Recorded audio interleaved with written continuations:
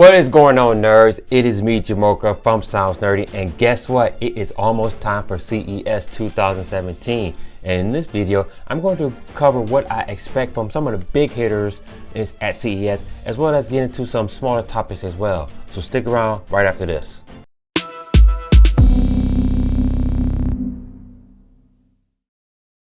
What's going on? Welcome back. Again, it's me, Jamocha, SUhd. First off, I want to say Happy New Year to everybody out there. The year 2017 is upon us, which means CES is right around the corner. And again, I'm going to cover some of the big boys. I'm going to cover what I expect from Sony. I'm going to cover what I expect from Samsung, LG, and then we're going to get into some ancillary topics such as AI assistants, 4K monitors, and whatever. And without further ado, let's start things off with Samsung. All right, so first off, obviously from Samsung, we're going to have to see more SUhd TVs. Last year they released a line of SUhd TVs. They were very nice and top of the line, sweet 4K TVs. This year I expect to see another line of SUhd TVs to come out as well. Not only that, but I also expect them to get into the OLED market as well. More specifically, capitalizing on that quantum dot technology, I expect to see some QLED TVs from Samsung. I believe that is the only way they're going to be able to catch up to LG in terms of picture quality in your 4K monitors or TVs right now. LG is leading the way in that particular category.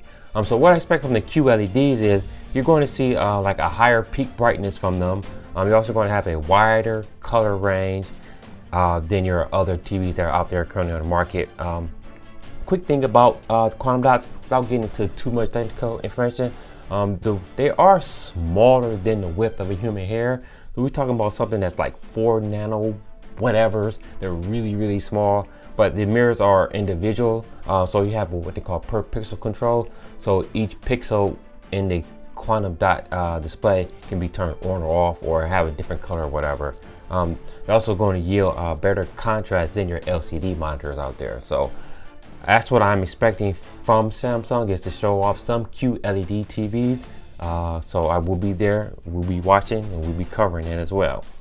Also from Samsung, they just announced, I think within the last couple of days, a second generation UHD Blu-ray player. The Samsung M9500 will be coming out. We know last year they released their first generation UHD Blu-ray player. So this time they're going to follow that up with the second one.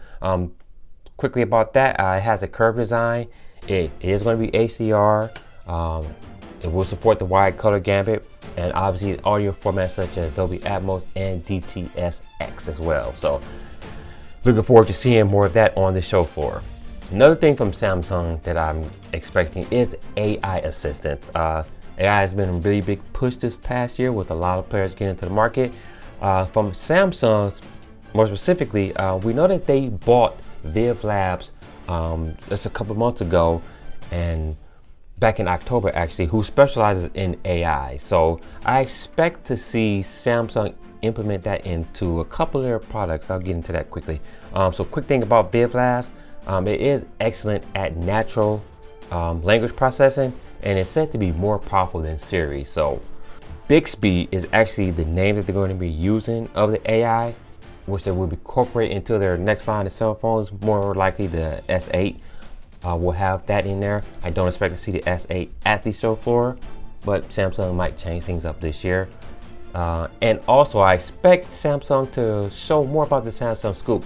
If you recall, about in the summer, I did a video on the Samsung Scoop. It's a little AI device akin to the Google Home and the Alexa Dot that we use to take commands and do whatever.